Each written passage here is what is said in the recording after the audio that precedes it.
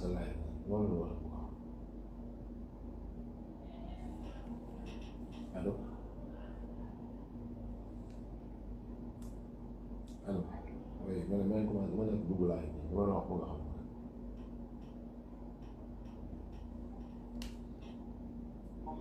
jamono ji jamono xeex la mu jarale sa bakkan soyez mobilisés le combat sera sur nos têtes le mot n'est pas de trop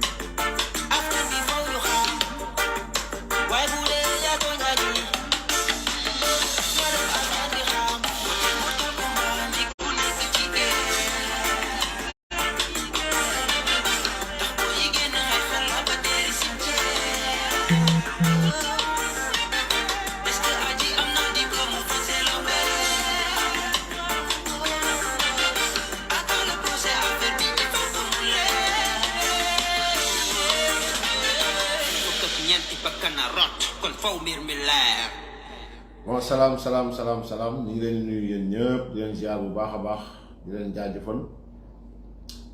di leen laaj naka ngeen def di leen laaj aussi naka ngeen yendoo am na solo lool peut-être que xam naa YouTube bi moom connexion bi dina xaw a kii tuuti tey parce que je suis un peu en déplacement quand même fi ma nekk peut-être la la connexion n'est pas du tout stable donc moo tax dina ma jéggal tuuti ma defaraale affaire bi voilà donc xam ngeen ne ziar naa bu baax dañu xaw a gëj a déggante moo tax ma ne lu mu xat naa def live par respect à tous ceux qui voilà donc ñi ngi laajte bon gis naa woote yu bëri aussi maa ngi jéggalu ci ñëpp ñi nga xam ne woo nañ ma mais ils n'ont pas pu voilà jotuñu ma quoi parce que tout simplement j'étais en déplacement donc je suis quelque part dans le pays donc voilà accompagner son excellence le président Macky Sall donc ci li nga xamante ni mi ngi koy def tournée fii ci Tambacounda mu nekk tournée économique boo xam ne tournée bu am solo la je reviens maa ngi dellu si waat ci dëkk boo xam ni def naa fi nag daanaka juróom-ñaari at donc xam fi bu baax a baax xam ni mu meloon waaye bu ma yëgsee bu ma ñëwee ba ci dëkk bi wax dëgg yàlla kontaan naa lool sama xol sedd na parce que Tamba bi ma fi bàyyi woon avant Macky Sall Tambacounda boobu ba ma ñëwee fekk naa ni loxo président Macky Sall jaar na fi may fàttali ñëpp na leen ni ku xam diggante Tambacounda Goudiri Balla jëm ba Kidira jóge foofu dem Bakel da nga jóge Bakel jëm Ourossogui Matam jëm ba booru Dagana jëwaat Ndar di nga xam yoon bi nu mu mel waaye wax dëgg yàlla sant nañ bu baax a baax président Macky Sall ndaxte ba ma duggee démb sama xol tooy na trop et j'ai mis beaucoup de temps ci biir nit ñi aussi di nemmeeku lan lañ gis ci nguuru Macky Sall lan lañu mën a tontul ce tourbillon de première catégorie bi doon laaj di doon wax ne sénégalais yi nañ laaj du Macky Sall def ma bëgg leeral avant may ñëw ci mbirum dénkaani ma bëgg dénk waa Pastef mboole seen ma bëgg ñëw ci mbirum nu mu koy def sax réalisation président Macky Sall yi xam ngeen ne nga baal ma dama nekk live dimbale ma rek bu ma paree woon allo nga baal voilà donc xam ngeen ne dafa am lu ñuy woowee ay projet yoo xamante ni lu mel ni hôpital lu mel ni poste de santé lu mel ni gendarmerie lu mel ni police lu mel ni nangam sangam mooy services sociaux de base li nga xam ni kenn ku nekk boo nekkee sénégalais dafa war nga jot ci nga am ko yoon yi bu fekkee yoon yi baaxul bu fekkee ne yoon yi baaxul la première nu mu tudd sax li nit di njëkk teg ci bu bëggee defarum réew day fexe ba yoon bi nit ñi di jaar mu nekk yoon bu baax mu mën a relier ñi nga xamante ni ñoo nekk dans le Tamba des profondeurs ak Tambacounda nga relier ko ci reste Dakar bi dem beeg dikk bi mën a normal lan mooy développement bu fekkee ni malade bi nekk Kidira dañ ko war a déplacer mu jëm Tambacounda bu fekkee ni amul yoon bu baax bu mu jaar bu fekkee ni amul tali bu baax bu mu jaar bu fekkee ni yoon bi naka sa du noonu ni mu mel baaxul donc ambulance déjà day jël temps pour yëg si parce que teggi pax yeeg yu demee noonu malade bi moom moo ciy pâtir balaa mu yëg si hôpital daanaka mën nañu wax ni bakkanam mën na dem benn ñaar bi mooy bu fekkee ni amul ambulance li ñuy woowee sapeur pompier nekku fa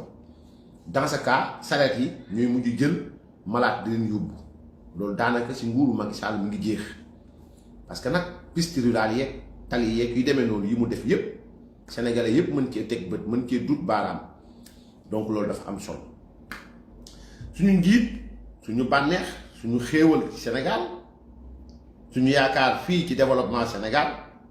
donc démb wax dëgg yàlla inauguré na li nga xamante ni moom mooy tali bi tali Goudiri Tamba Goudiri ak fi nga xamante ni moom mooy nu mu tudd sax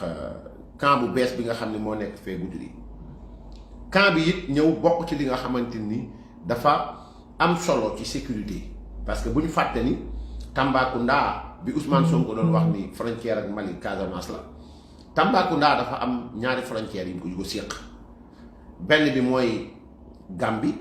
boo jëlee yoonu Tamba mel ni ku jëm Vélingara Gouloumbou foofu boo fa demee di ngeen gis ni le 4e bataillon d'infanterie moo fa nekk y a aussi la zone militaire numéro 4 y a aussi la légion est de la gendarmerie mais boo demee ba booru Kidira aussi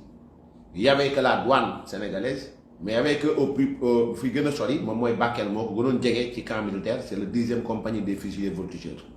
Et li nga xamante ni moom mooy camp gendarmerie bi nekk foofu ak camp sapeur pompier bi nekk Bakel te camp sapeur pompier bi ñuy fàttali ni c'est le ministre de l'intérieur Abdoulaye Antoine Félix Diome moo ko inauguré yàggul dara. Donc boo xoolee Bakel am na actuellement camp sapeur pompier, am na actuellement camp gendarmerie, am na actuellement camp militaire. Donc nga ñëw ba Goudiri am na actuellement camp militaire, nga ñëw ba Tambacounda am na bu yàgg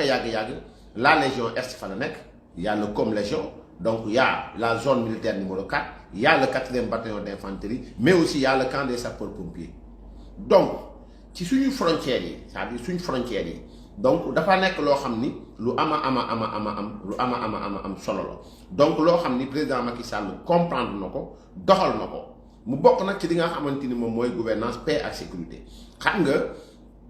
président Macky Sall macha allah, c'est-à-dire que boo gisee ñu bëri mën nañu ko bëgg parce que tout simplement lépp li nga xam ni nu mu tudd sax lépp li nga xam ni comment dire sécurité la ngir aar Sénégal parce que bu fekkee ni yéen a ngi fàttaliku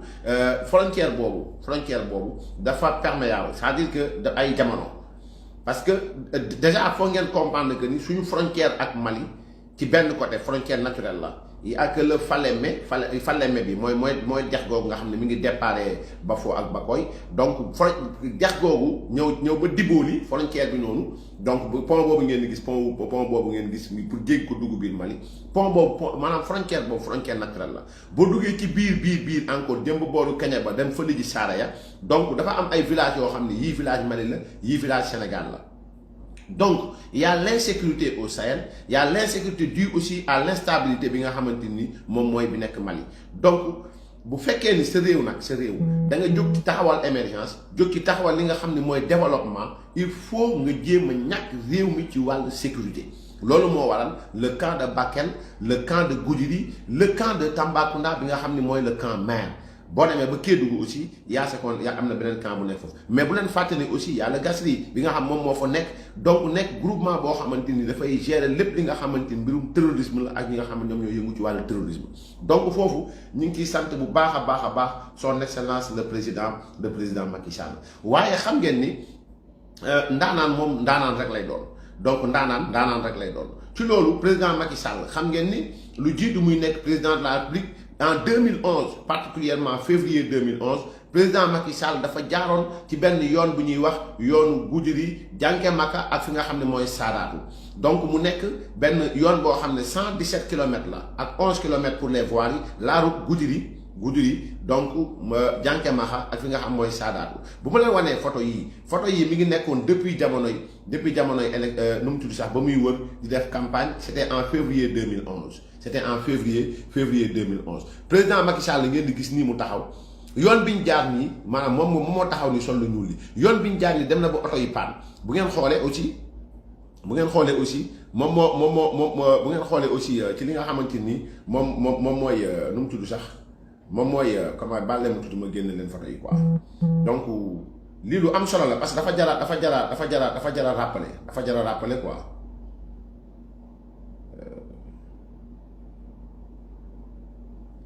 may leen tuuti ma génne leen des images là voilà gis ngeen yoon bi président jaaroon nii président Macky Sall donc yoon bi mooy yoonu Goudiri Janké Maka ak fi nga xam ne mooy Saadaatu donc yoon bi il fallait mettre par exemple li nga xamante ni moom mooy presque 5 heures de temps pour rallier Goudiri à Janké Maka donc tey jii président Macky Sall ba mu fa jaaree 2011 ànd ak ay techniciens ànd ak ay borom xam-xamam yoroon carnet boobu di noté. Carnet boobu je vous rappelle que moo waral mu bind li nga xam ne mooy yoonu yokkute tëggoon ko ci téere boobu noonu finalement après mu indi le plan Sénégal émergent donc li nga xamante ni mooy yoon boobu noonu donc lancé na li nga xam ne moom mooy pour ñu defar yoon bi Tamba Goudiri Kidira defar na ko ba pare 195 kilomètres la et la voie de contournement bu Tambacounda long de 10 kilomètres loolu moom noppi na féete na boor mais nu mu tudd sax président Macky Sall dem na actuellement bu linéaire bu 117 kilomètres donc 11 kilomètres de voirie 11 kilomètres de voirie donc bi nga xamante ni tabax tënk na ko ci li nga xam moom mooy yoon boobu Goudiri Diankémaha ak Sadatou donc linéaire boo xam sera réalisé également aux normes et standards de la CEDEAO donc prévu une route largeur de la chaussée 7,20 mètres c'est-à-dire que yaatuwaay tali bi 7 mètres 20 la donc et 2 fois 1,50 mètres de largeur des accotements donc loolu la quoi et une signalisation horizontale et verticale. Le projet est financé par l'État du Sénégal. L'État du Sénégal moo financé projet bi ak le FERA ak nu mu tudd sax li nga xamante ni moom mooy waa Arabie Saoudite donc 11 milliards de francs CFA pour la route Diankémaha Sadatou et 24 milliards pour li nga xamante moom mooy Goudiri Diankémaha donc boo dajalee lépp day nekk une somme boo xamante ni de 35 milliards bi nga xam ne jagleel nañ ko foofu donc durée travaux yi donc bi nga xam ni moom mooy Diankémaha Sadatou donc mi ngi nekk ci nu mu tudd sax comment dirais-je nu mu tudd sax 20 mois donc route Goudiri Diankémaha mi ngi nekk 28 mois donc loolu mooy li nga xam ni son excellence le président Macky Sall lancé na ko mais yemu ci démb inauguré li nga xam ne mooy poste bi nga xam ni poste bu mag bi nga xamante ni moom moo nekk fële ci entrée Tambacounda moo tax boo xoolee poste Senelec bi nekkoon Tamba sax daanaka tëj na parce que tout simplement président Macky Sall ubbi na poste bu mag boo xamante ni courant la boo xam mi ngi nekk ci entrée dëkk bi donc si entrée dëkk boo dugg Tambacounda rek démb inauguré na ko donc jagleel ko li nga xam ne moom la population de Tambacounda mais yemu ci donc tey jii actuellement à l'heure où je vous parle le président Macky Sall avec nu mu tudd sax les éleveurs il est en train de présider li nga xam ne mooy la journée des cultivateurs des éleveurs yi nga xamante ni mi ngi nekk ak ñoom donc lii yëpp li muy tekki mooy président Macky Sall mi ngi nekk ci liñ ko sant c'est-à-dire mooy mu góorgóorlu relever un peu le défi par rapport au chemin du véritable développement relever le défi par rapport ak li nga xam ni état war na ko jox population ci li nga xamante moom mooy les services sociaux de base donc mooy lu mel ni poste de santé yi lu mel ni nu mu tudd sax lu mel ni poste de santé yi lu mel ni nu mu tudd sax camps militaires yi lu mel ni ci loolu dinaa leen wax résultat yi nga xam ni moo fi nekkoon démb ak bërki démb te tey ñu mën cee dut baaraam mu nekk aussi loo xam ne lu am solo la loo xam ne nit ñi war nañ ko xam may leen ma tuuti rek voilà donc ñu leeralal Sénégalais yi parce que loolu moo ci ëpp solo ñu leeralal Sénégalais yi parce que loolu dafa am solo voilà ñu leeralal Sénégalais yi parce que loolu dafa am solo bàllee ma tuuti rek voilà j'avais pris des notes quoi mais yéen a ma gën a xam voilà donc bu fekkee xool nañu ñu def la différence diggante 2012 bi président Macky Sall di ñëw au pouvoir ak 2021 bu fekkee ni xool nañu li nga xam ni moom mooy la région de Tambacounda bu fekkee xool nañu nombre de forages président Macky Sall bu muy ñëw 2012 mi ngi fi fekk 161 forages. Actuellement, président Macky Sall, en 2021, il y a 303 forages. 303 forages. Donc, 161 le fait, il y a 303 forages. Donc, si nous avons fait ni kër gu nekk nan la ñuy fexe ba kër gu nekk nu mu tudd sax nu muy jotee ci ndox citoyen bu nekk l'accès à l'eau potable pour tous bu nekk lu ko amal solo ci plan Sénégal émergent donc foofu boo demee en 2012 on était à 73,50%. En 2021, on est à 82,5%. Donc, si nous regardons le nombre de postes de santé, le président Macky Sall, les postes de santé, il y a en 2012, il y a fait 75 postes, c'est-à-dire 10 postes de santé avec 10. Actuellement, au moment où je suis dit que ci li nga xam ni ràññee nañ ci Tambacounda ñu ngi nekk ci téeméeri poste de santé ak ñeent fukk ak juróom-ñett donc moom li mu fekk mooy 75 postes de santé actuellement yóbbu na ko ba 148 postes de santé donc nombre de médecins yi amoon ci dëkk bi ñu recruter leen ñuy faj nit ñi 13 de fekk 13 fukki médecins ak ñett actuellement mi ngi ci fanweeri médecins ak juróom-ñett yoo xam ni maanaam nu mu tudd sax recruter nañ leen donc de 13 en 2012 à 38 en 2021. Infirmiers yi nga xam ne recruté nañ leen 73 de fekk actuellement mi ngi nekk ci 121 donc bu ñu xoolee depuis maanaam ba may wax 2012 mooy ñi fi jaaroon ñëpp laa wax ba 2012 13 la moom en moins de 12 ans ma nga nekk ci 121 infirmiers yi nga xam ne recruté na leen sages-femmes yi 54 lañ woon actuellement président Macky Sall mi ngi nekk ci 172 sages-femmes recrutées donc tey nombre d'emplois salariés mi ngi fekk 315 en 2012 actuellement retenez-le bien nous sommes à 3704 en 2021 donc ci li nga xam ni du moom moo ko wax ce sont les services yi nga xam ne ñoo fi nekk le gouverneur de la région de Tambacounda les préfets et sous-préfets les nga xamante ñooy chef de service ñoom ñoo ko tegal li nga xam ni ci li nga xam ni moom mooy conseil bi nga xam ni présidentiel bi nii donc mi ngi fi fekk li nga xamante ni moom mooy 54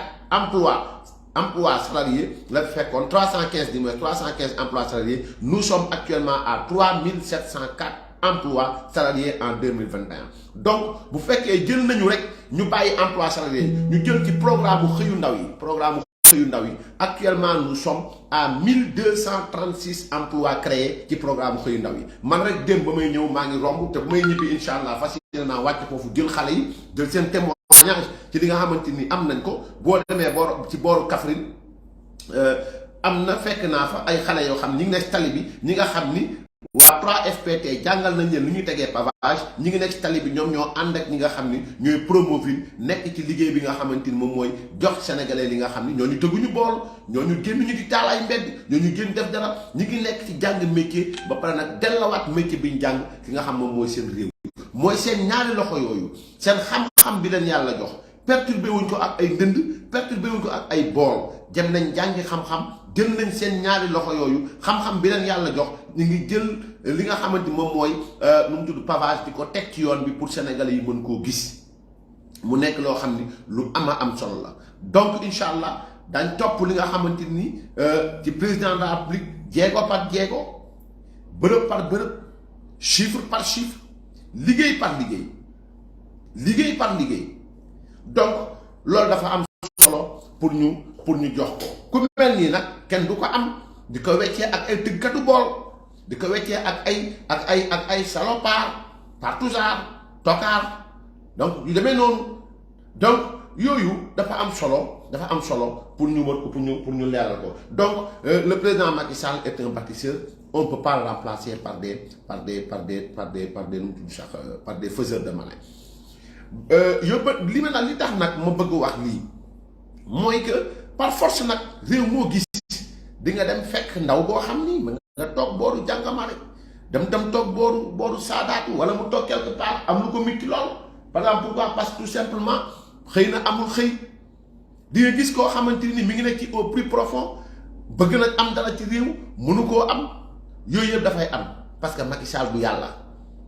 Macky Sall bu defoon loolu nit ñi commencé koo ragal bu fekkoon ni nit ku nekk toog ci biir këram xëy nga am problème nga xëy am problème mu dépense wala nga xëyuloo wala nga nekk étudiant boo xam ne xëy nga ndekkiwoo président Macky Sall mënta faj soxla yooyu yëpp ñii nag ñu jàkkaarlool ci yooyu la ñuy sukkandiku ci étudiant bi nga xam ne xëy na mer na jàng na kenn affecté kenn orienté wu ko ci waa ji nga xam ne xëy na jaay na gerteem kenn jëndu ko pourtant bon impayé amatul ci réew mi ci loolu yëpp nit ki dafay xëy mu mer mais dafa am loo xam ne yàlla la ñii jàkkaarloo yéen tamit di leen wax ne mën nañ lépp tamit buñ fi toogoon seen équipe yëpp mënuñu ma wax ni du am ci biir équipe 10 personnes koo xam ne dëng boppam lay dëng kooku yoonuñ ki jiite nekku ci xanaa kay ñu tegaat ko ci yoon mënoo wax ni diir ma fi nekk nit du dee ci hôpital parce que tout simplement benn nit sàggan na ba mu gaañu déedéet loolu mënta nekk parce que nag dafa am aaya boo xam ne yàlla koo wax ñu war ko bàyyi xel ndéem ay jullit lañu danaa wa indahu mafatixul xayb laa ya'lamuha illa hu moom yàlla moo yor li nga xam ni mooy caabi secret yi xorondong biy dox ci biir lëndëm bar bi nga xam ni dem na dugg ci biir dem hibernation mbëtt ma dem hibernation yàlla rek moo wax ni wa ya'lamu mustaqarraha wa mustawdaaha donc yàlla rek moom moo wax ni wa ma min daabatin fil ardi illa ala allahi risquha amul lenn lu yëngu ci kaw suuf lu yàlla bind lu dul yàlla la warloo moom yàlla la warloo ci li nga xam ne moom mooy mu fekk ko fa mu ne nag kenn ku nekk ci ñoom xam na fa mu nekk ba mbëtt bi nga xam ne dem na hibernation 6 mois ba mbott bi ci biir suuf ba xorondong ba yàlla kot moo mën a xam li nga xamante moom mooy ay aajoom mën ko fa fekk faj ko yàlla rek moom li mu bind ci kaw noom bi muy ay milliards mu taxaw sañ taxaw ne wa maa min daabatin fil ardi illa ala allahi risquha amul dara luy dox ci kaw suuf lu dul yàlla la warloo mu yor wërsëgam moo tax yowmal qiyaam bu reyee ñëpp fàng ñëpp ba teg leen rey ñëpp ba teg leen dana jàkkaarloog nit ñi ay diir leen laaj ana góor yi nekkoon ci kaw suuf ay nal mutakabbiruun ay nal jabbaaruun ay nal muluk ana buur ya ana ñu doon réy-réylu ana ñu doon ngand-ngandlu tiim leen pour wane ne ñëpp moom rek mooy buur parce que moom rek moo mën lu kenn mënul moom mooy rey mooy dundal moom mooy joxe dund moom mooy fekk kenn ku nekk mu xam sa soxla mu mën koo faj moo tax mu ne wa indahu mafatixul xayb laa ya'lamuha illa hu ndax lan mu ne wa ya'lamu ma fi l barri wal bahri voilà donc président Macky Sall mënta xam li ne ci biir géej gi ba mën koo faj lépp li muy faj mooy li ko yàlla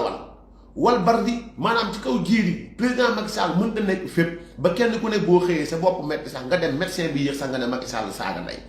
wala kenn ki nga xam ni xëy nga yàlla natt ci yow ne tey daa maanaam wërsëg bi nga xam ni da la ko waroon jox tey wàññi na ko donc nga xëy nga ne saaga naa président pourquoi parce que jàpp nga ni président Macky Sall war na xam ci 17 millions de sénégalais bu nekk la mu war a nekk soxlaa mu saafara ko du noonu de déedéet day ñëw kay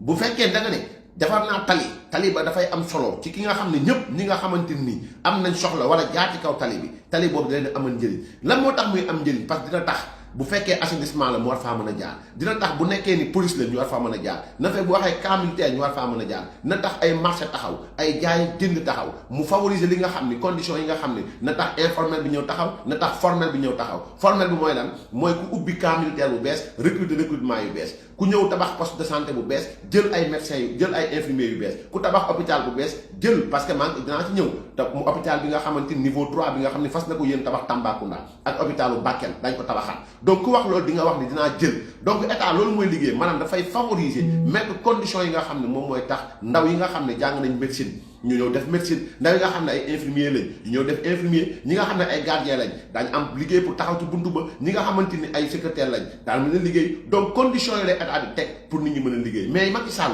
mënul dara ci ki nga xamante ni jàng na ba yooyu ay këyitam toog amul pexe boo xam ne war na ci mën a génne boppam yow étudiant bi nga xam ne jàng ba yëy say këyit wax dëgg yàlla war nga mën a am pexe boo xam ni war nga ci mën a génne sa bopp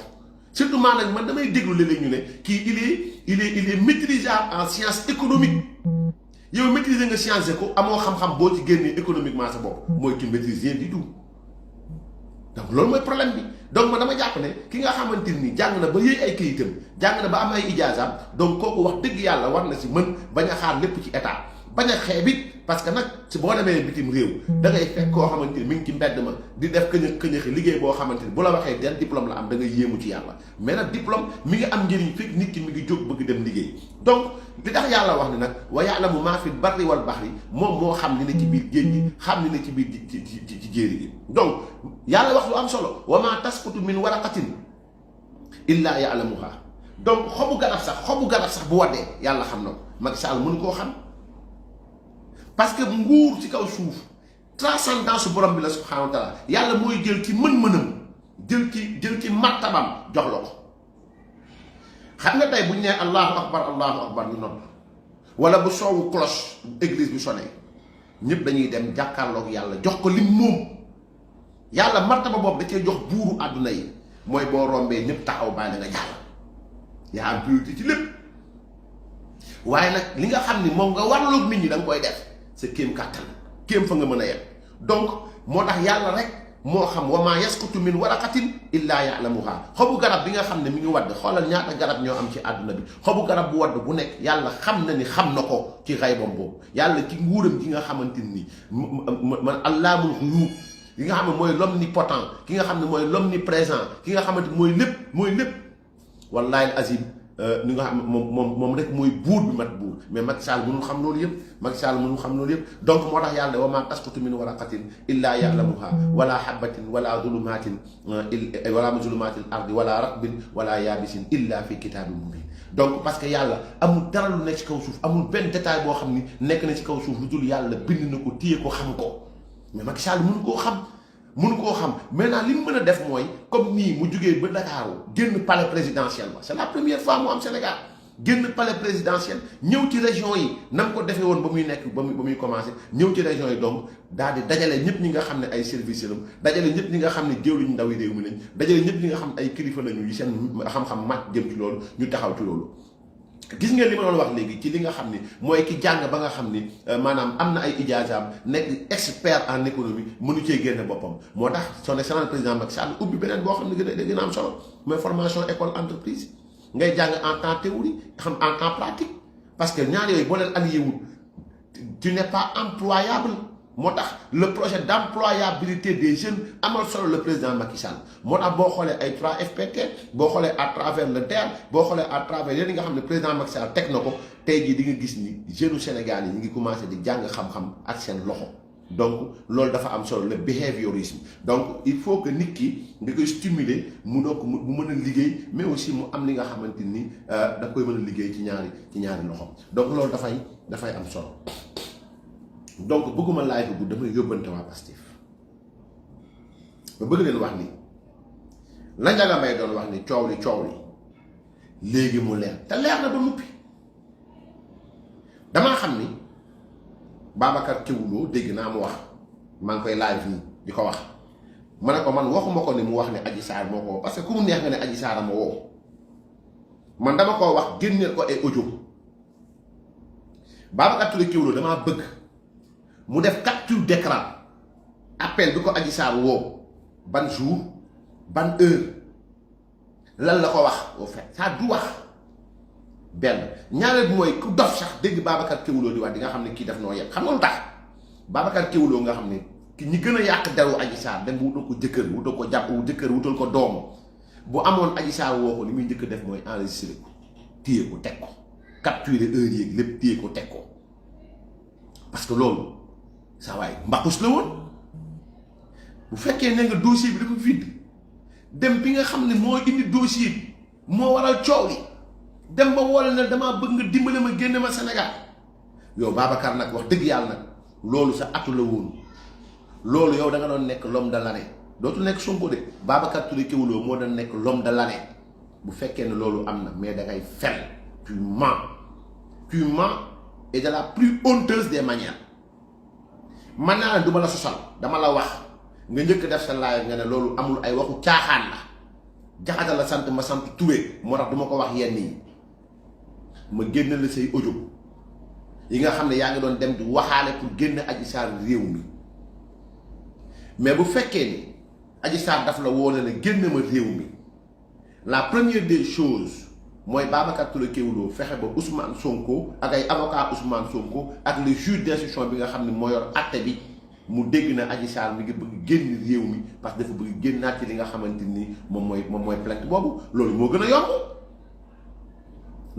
yomb mais pourquoi yow bu fekkee au cas où Adji Sarr la woo pourquoi nga yàkkamti ko génn réew mi si un temps soit peu le dossier est vide maintenant dossier bi vide na yaa ko wax dossier bi kenn mënu ma see tëj Ousmane Sonko ko wax dossier bi amu leen preuve yéen a ko wax yéen waa Pastef atu yàlla ñun toog Bah Diakhaté an say vidéo Bah Diakhaté an say nangam ma toog rek di leen seetaan billaay wal kitaab maa ngi leen seetaan rek bind leen ko nu mu leen neexee mais gàcce bi leen di xaar tribunal au delà de seen leader gàcce bi koy xaar tribunal au delà de yéen gàcce bi leen di xaar yéen journaliste Pastef yéen ñi nga xamante ni yéenay waxkatu Pastef yéen ñi nga xamante ni yéenay ñëpp ñi nga xam ne yéenay jàppale Ousmane Sonko ndéem la ngeen doon wax sénégalais yi ba 14 personnes dee ci ndéem lépp li nga xam ne mës ngeen ko wax ci dossier Adji Sarr Ousmane Sonko ne Adji Sarr day fen Adji Sarr amul preuve Adji Sarr amul nangam sangam ndéem loolu yëpp dëgg la ñawal a jiitu tribunal yéen la yàkkamti gàcceloo Macky Sall yàkkamti gàcceloo Mamour Diallo yàkkamti gàccaloo Adji Sarr yàkkamti gàccaloo ñun ñii toog ak yàlla di wax ci waxu Adji Sarr Ousmane Sonko loolu ñaar la ñetteel bi mooy maa ngi door a gis procès boo xam ne Adji Sarr xale bu ndaw ba mu toogee jàkkaarloog Sénégal yi dafa ne procès public laay laaj yéen nag nee ngeen marché public ngeen di laaj pour Ousmane bañ dem procès ñaar yooyu rek buñ delluwaatee ci xisse Souleymane ba te ñaari ndaw si ñaari jigéen ñi doon xëccoo xale ba seen atteem bu atteem googu nga xam ne atte woon na ko atte bu am solo xikma la buñ ci delluwaatee daañ xam ni Ousmane Sonko mii mbir la ndaxte mënoo jotee xale bu ndaw bu am 21 ans mu taxaw ñëpp di ko déglu mooy leen procès public lay laaj procès public la laaj de Adji Sarr laajul procès biir néeg laajul retirer plainte laajul intervention ay comme keroog ni ko waa ji waxee Pastef ki doon jàkkaarloo Abdou Nguer foofu ngeen baal ma may ma tuuti ma sant bu baax a baax gërëm Abdou Nguer war naa gërëm ñëpp mais moom mi demoon plateau laa wax ndaw la dañ ko war a encourager parce que keroog j'ai suivi benn xale boo xam man message naa ko nee naa ko man jot na nag ma wàcc plateau yi fu ñu ma invité dinaa leen woo leen Abdou Nguer parce que am na pertinence parce que mën na débat xam na tontu am na balaaxa xam na li nga xamante moom mooy li nga xamante moom mooy xam-xamu toog di wax di déglu mën a tontu kontaan naa ci yow trop my boy keroog j'ai été très fier wa rabbil kaabatil musharrafa j'ai été très fier tu es intelligent tu es pertinent tu as toute la classe bi nga xamante ni fu nit dem di taxaw di fa débat war nga mën taxaw nga débat fa nañu teg lépp rek ci dëgg te xam naa ni je suis sûr je suis certain que lépp lu mu leen wax ci plateau boobu lu ma xam la ne dëgg la lu ma xam la xamandoo ko ak moom nag donc je l'encourage et encourage ñëpp ñi nga xam ne ay xale lañ nekk ci combat mais li ma bëgg wax mooy Adji Sarr dafa taxaw ci pénc mi parce que nag buñ fàtte ni mbir mi Ousmane Sonko moo ko njëkk yóbbu ci pénc mi en février 2021 moo taxaw ci pénc mi ne leen nii damaa toog ñu fuddal ma sama ndigg du maase fudd ndigg la fuddal ma sama ndigg la ñuy wax dew ma fa la ñuy wax amul Macky Sall moomu complot Antoine Diome moomu complot Dior Diagne moomu complot tey ba muy dem ñu ne dafa bind plainte x la def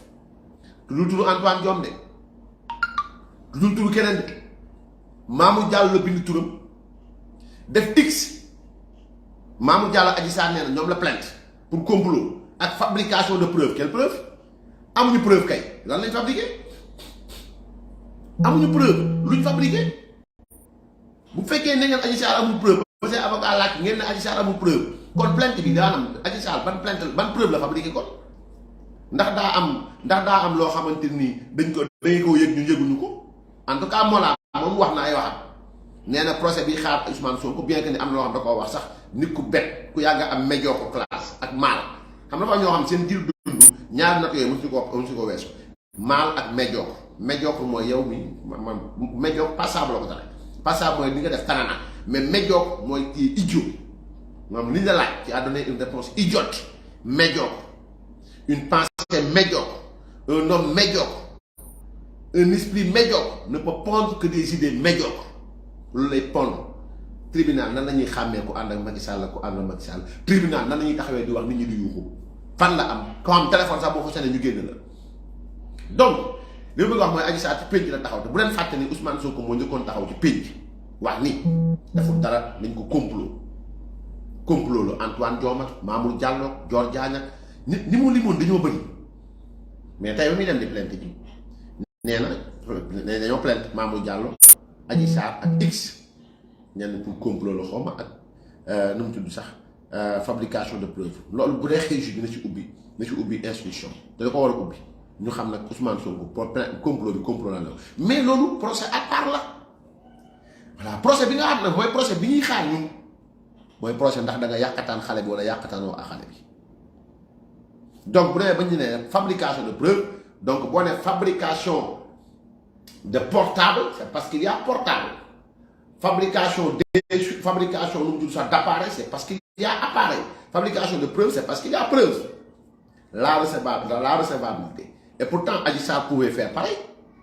Adji Sarr pouvait porter plainte pour fabrication de preuve enregistrement boo xamante ni d'accord nangam sànq donc c'est passionnant on va vers une année passionnante mais malheureusement prison nga na la génnee dem ñu lay déglu ci li nga xamante ni moom nga def noonu et je le dis à l'endroit de Pastef à l'endroit de ces activistes à l'endroit de ces gens-là qui doutent jusqu'à présent que ni Ousmane Sonko dana weer tëgg kaso Ousmane Sonko dana mars le 6 mars le 12 mars le nangam sangam parce que il veut créer waat beneen situation boo xam ne mooy tere mu dem procès parce que la nga fay xaar xam na ko il le sait très bien moo tax ma bëgg leen wax ne ña doon wër di wax boobaa léegi ak yàlla nga aji day fen ak yu demee noonu mu bëgg leen yóbbante bii yóbbante sàlloo leen ñett yi mooy maanaam di ngeen xam dëggantaan njaay kan moo leen jiite muy Ousmane Sonko di ngeen ko xam léegi ñaareel bi mooy di ngeen jéggalu Adji Sarr ñetteel bi mooy di ngeen jéggalu parents wu 14 personnes nga xam ne dee nañu seeni manigance wallaay la si parce que fi ñu jëm bu ngeen gisoo li nit ñi gis wala ngeen xam nit ñi xam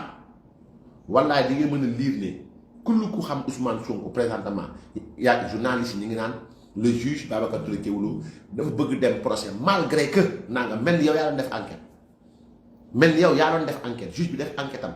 jàngu droit yow jàngoo dara xamoo dara tous juge bi jàng droit nekk magistrat di àtte di def enquête am war a boucler yóbbu ne damay yóbbu procès nga ne ko juge bi warul yóbbu procès ndax nangam sàngam ban réew la nekk yéen kay yéen a waroon gën a yàkkamti procès bi ginnaaw ba ñun dañuy fen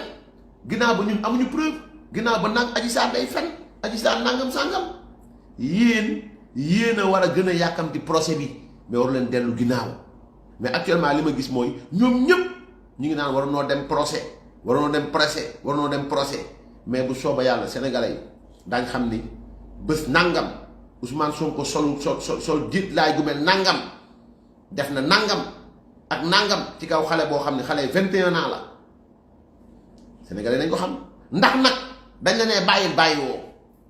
ndax mbir mi daa amoon gartombe ci vidéo bi maanaam gartombe dóor dàq bi zigla bi sénégalais dañ xam Sonko day zigla di gartombe di kàmbuloo te si kanam tuuti gars yi nañ ko xam yàlla ma tiim xam na ko donc lii laa bëggoon tënk parce que dama gëj a génn nag live nag moo tax je suis là depuis quelque kii maa ngi nii sax daanaka ci yoon bi incha allah di ñibbi ni bu soobee Mawlana tabaraka wa taala mais lu ci mënti am rek na Sénégalais yëpp jàpp ne leneen aji waxoon démb ak bërki démb moo am du leen gàcceel du leen ruslu incha allahu taala prochain lañ jëm waa ji du wax du tontu te bu waxu tontu mooy kaso ba la jëm ñu xool nag ban nit moo am sañ-sañ génne Ousmane Sonko warta dem kaso boobaa ngeen di xam ne ci état ngeen nekku leen ni dans la toundra ni dans la savane yàlla ma tim xam na ko vous êtes dans un état nag daa am ay règles ak ay normes mooy ku ñu plainte di nga wuyu ji ku juge bi laaj di nga tontu ku mu laaj tontu woo mu am présomption de culpabilité il te faut dans le mur et la vie continue la vie de cette cité là continue le président Macky Sall va continuer à inaugurer des routes muy inaugurer seen xol yi muy bon di dagg lu tali daw rek seen xol yi dagg parce que ngeen daw mënu leen dara ci ngeen di daw ku ci am patriote la xaw ma lan bu war a dem Tamba wala Goudiri billahi ci tali bi Macky Sall inauguré ngay jaar par force fi may tëjee nag mooy ci wàllu nit dof man dama jàpp ne nit dof faut le comprendre nit dof parce que nit bu waxee ne moom daa dof maanaam bu waxee nitewul maanaam nit dof dina koy comprendre nan la mën a taxer ñeneen ñi de politicien parce que président de la République mu leen recevoir moom mu ne bañkat la parce que Ousmane Sonko la faral ànd ak moom photo ak moom dem ba toog rëpp ci kanamu yaay Ousmane Sonko di dóoral ay conseil Ousmane Sonko ñuy Kopar Express di la jox nga ne yow non politico quoi t'es patriote voilà ñeneen ñi nga am président de la République leen recevoir nag non ñooñu ñoom ils sont pas des patriotes ay jaam la bu ngeen déggee wax ji xam ne l'idée aussi tout comme Mollah Morgun l'idée est issue nu mu tudd sax d'un cénacle du cénacle des ringards parce que Pastef est un cénacle de ringards de mythomanes voilà de manipulateurs